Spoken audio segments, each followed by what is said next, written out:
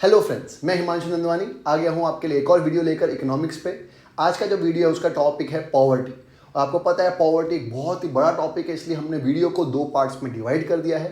Part 1 में हम लोग समझेंगे कि पॉवर्टी होता क्या है, उसके दो वर्जन्स कौन से होते हैं, एक रिलेटिव वर्जन और एब्सोल्यूट वर्जन, दोनों के मीनिंग और इंडिकेटर्स ऑफ पॉवर्टी कि कैसे हम लोग बोल सकते हैं कि एक देश पुअर है या एक देश के लोग पुअर है।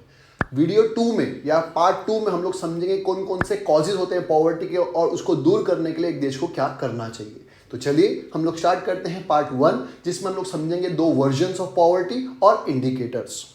सबसे पहले बात करते हैं, दो वर्जन्स होते हैं, मैंने अभी आपको बताया, एक होता है एब्सोल्यूट वर्जन और दूसरा होता है रिलेटिव वर्जन या फिर एब्सोल्यूट पॉवर्टी और रिलेटिव पॉवर्टी। पहले बात करते हैं एब्सोल्यूट पॉवर्टी की। हम लोग बोल सकते हैं, देखिए हर एक इंसान को कम से कम 3 चीज़ तो मिलनी चाहिए, दैट इज रोटी, कपड़ा, मकान। ये एक बेसिक नेसेसिटी होती है। इसके बाद आता है एजुकेशन, कम से कम एजुकेटेड हो कि हाँ भाई वो फैसला ले सके कि उसके लिए क्या सही है क्या गलत है। मैं बुक वर्म्स या किताबी ज्ञान की बात नहीं कर रहा, कम से कम सही गलत का फैसला लेना भी एजुकेशन होता है। तो रोटी, कपड़ा, मकान, एजुकेशन, ये सब बेसिक नेसेसिटीज़ में आती है। अगर कोई इंसान को ये बेसिक नेसेसिटी भी नहीं मिलती है तो हम लोग उसको बोल सकते हैं कि वो एब्सोल्युटली पुअर है। तो एब्सोल्युटली पुअर का मतलब होता है कि हमने एक इंडिकेटर लगा दिया है, कि पॉवर्टी लाइन का इंडिकेटर लगा दिया है कि कम से कम इतनी बेसिक रिक्वायरमेंट किसी भी इंसान के पास होनी चाहिए, या इतनी बेसिक रिक्वायरमेंट तो है ही हर एक इंसान की, तो इतनी रिक्वायरमेंट तो फुलफिल हर एक इंसान की होनी चाहिए। अगर कोई इंसान वो बेसिक रिक्वायरमेंट भी फुलफिल नहीं कर पाता है तो हम लोग उसको बोल सकते हैं एब्सोल्युटली पुअर। तो वो लिखा है, ये जो एब्सोल्युटली पॉवर्टी का कंसेप्ट है, इसमें person has income in a particular time period which is not sufficient to fulfill his basic needs for food, clothing, home, medical treatment, education. मतलब ये जो बेसिक नेसेसिटीज होती है, रोटी, कपड़ा, मकान, एजुकेशन और मेडिकल फैसिलिटीज, अगर ये भी उसकी उतनी इनकम भी नहीं है कि वो अपनी बेसिक नेसेसिटीज को फुलफिल कर सके, तो हम लोग बोल सकते हैं कि वो क्या है, एब्सोल्युटली पुअर है। ऑन एवरेज हम लोग इंडिया की बात करें तो 30% of the population absolutely poor category में इंडिया में आती है, जो बिल्कुल भी अच्छी बात नहीं है। अब बात करते हैं दूसरा कंसेप्ट जो है रिलेटिव पॉवर्टी। रिलेटिव पॉवर्टी का मतलब होता है कंसेप्ट ऑफ रिलेटिविटी। रिलेटिविटी मतलब in comparison to, in relation to, मतलब इसके कंपैरिजन में दूसरा पर्सन पुअर या रिच हो सकता है।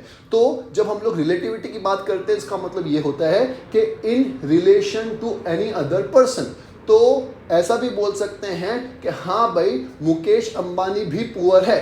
अब आप बोलोगे क्या सर मजाक कर रहे हो, मुकेश अंबानी कैसे पुअर है? आगे सुनिएगा मेरा स्टेटमेंट। मुकेश अंबानी भी पुअर है इन रिलेटेड टू या in relation to Jeff Bezos. Jeff Bezos आपको पता होगा अमेजोन के ओनर हैं, तो जेफ बेसोस के कंपैरिजन में मुकेश अंबानी भी पुअर है। और मुकेश अंबानी की कंपैरिजन में शायद मैं और आप भी, शायद बोल रहा हूँ, मेरे को पता नहीं मेरे कौन है लिसनर्स, तो मुकेश अंबानी के कंपैरिजन में मैं और आप भी शायद पुअर हैं। तो मैं वही बता रहा हूँ। तो रिलेटिविटी का मतलब होता है इन कंपैरिजन टू, कि किसी के कंपैरिजन करने के टाइम पे हम लोग बात करते हैं कि इनकी कंपैरिजन में ये पुअर है। तो वही लिखा है, देखिएगा ध्यान से। Under the concept of relative poverty, individuals having various level of income are classified into various categories and comparative studies undertaken at the different level of income. और हम लोग क्या करते हैं, हर एक जन की इनकम को देखते हैं, इस पर्सन की इनकम कितनी, इस पर्सन की इनकम कितनी है at a particular point of time, और उसके कंपैरिजन में दूसरा पर्सन पुअर है या रिच है वो हम लोग देखते हैं। Naturally as the income of low income groups is less than high income groups, they are said to be poor. और जिसकी income comparatively high income group of person से कम होती है उसको हम लोग बोलते हैं कि हाँ भाई ये कंपेरेटिवली क्या है, पुअर है। तो ये ऐसा नहीं है कि किसी स्टेट में है या किसी कंट्री में, ये हर कंट्री में लोग रिलेटिव पॉवर्टी का कंसेप्ट लगा सकते हैं। तो वो लिखा हुआ है, thus in countries like USA, UK also there is such type of poverty. इसलिए हम लोग इस पॉवर्टी को किसी भी देश में अप्लाई कर सकते हैं। तो एब्सोल्यूट पॉवर्टी का मतलब होता है एक पॉवर्टी लाइन है, उसके नीचे जो भी लोग हैं सब एब्सोल्युटली पुअर है। Relative poverty on the other hand compare करती है कि इसके मुकाबले ये पर्सन पुअर है या रिच है। अब हम लोग समझते हैं इंडिकेटर्स ऑफ पॉवर्टी, कैसे हम लोग बोल सकते हैं कि एक देश या देश के लोग पुअर है। तो सबसे पहले ऐसा देश जिसमें लोगों की पर कैपिटा इनकम या रियल इनकम कम होगी, तो उसको हम लोग बोल सकते हैं कि वो देश या देश के लोग क्या है, पुअर है। तो पहला इंडिकेटर हो गया low per capita income and low real income. दूसरा, low level of minimum monthly consumption expenditure. देखिए कितना खर्चा करते हैं हम लोग कंजम्पशन के ऊपर, वो भी एक इंडिकेटर होता है कि पॉवर्टी का। अगर कम से कम इतना पर्टिकुलर खर्चा भी नहीं कर सकता कोई पर्सन कंजम्पशन के ऊपर, तो फिर हम लोग उसको बोल सकते हैं वो पुअर है। कंजम्पशन मतलब कैलोरीज इनटेक, कम से कम हमको जीने के लिए, सर्वाइव करने के लिए इतना पैसा तो चाहिए होता है कि हम लोग रोटी कपड़ा मकान ले सके। अगर वो भी नहीं ले सकते तो हम लोग बोल सकते हैं कि वो क्या है, पुअर है।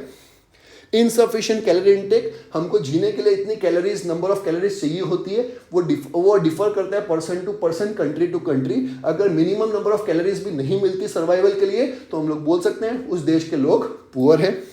इनसफिशिएंट डर्टी रेसिडेंस, स्लम्स ऐसे देश में ज़्यादा होंगे।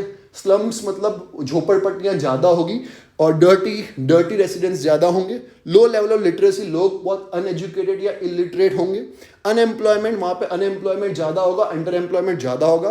फैमिली साइज बहुत बड़ी होगी, क्योंकि ऐसे लोग समझते हैं कि जितनी बड़ी फैमिली साइज होगी, जितने ज़्यादा बच्चे होंगे उतनी ज़्यादा हेल्प मिलेगी पेरेंट्स को, पर ऐसा होता नहीं है। आपको भी पता है स्मॉल या न्यूक्लियर फैमिली आज की डेट में सर्वाइव कर पाती है। जितने ज़्यादा बच्चे होंगे उतनी ज़्यादा पेरेंट्स को हेल्प मिलेगी, ऐसा नहीं होता। ये कंसेप्ट पुराना हो गया है और इंडिया में इतना रिलेवेंट, मतलब इंडिया क्या वर्ल्ड में भी इतना रिलेवेंस नहीं है। तो ज़रूरी है स्मॉल फैमिलीज हो, बहुत सारे बच्चे होते तो बागबान लिखनी पड़ती है। फिर आगे अनइक्वल डिस्ट्रीब्यूशन ऑफ इनकम, और इक्वल डिस्ट्रीब्यूशन ऑफ इनकम नहीं होता। अमीर अमीर बनते जाते हैं, गरीब गरीब बनते जाते हैं। मतलब अमीर लोग भी बहुत होते हैं ऐसे देश में और गरीब लोग भी बहुत होते हैं, उन दोनों के बीच में गैप भी बहुत ज़्यादा होता है। ये था आपका इंडिकेटर्स ऑफ पॉवर्टी। पार्ट 2 में हम लोग समझेंगे कॉजेस, क्यों होती है पॉवर्टी, उसको दूर करने के लिए क्या करना चाहिए। मुझे उम्मीद है आपको ये कंसेप्ट समझ में आया होगा, क्या होता है एब्सोल्यूट एंड रिलेटिव पॉवर्टी और क्या होते हैं इंडिकेटर्स ऑफ पॉवर्टी। अगर आपको भी लग रहा है मेरे वीडियोस आपके हेल्प आ रहे हैं तो प्लीज़ मेरे वीडियो को अपने फ्रेंड्स के साथ जरूर शेयर करिएगा और मेरे चैनल को अगर सब्सक्राइब नहीं किया हो तो प्लीज़ सब्सक्राइब भी कर दीजिएगा। Thank you.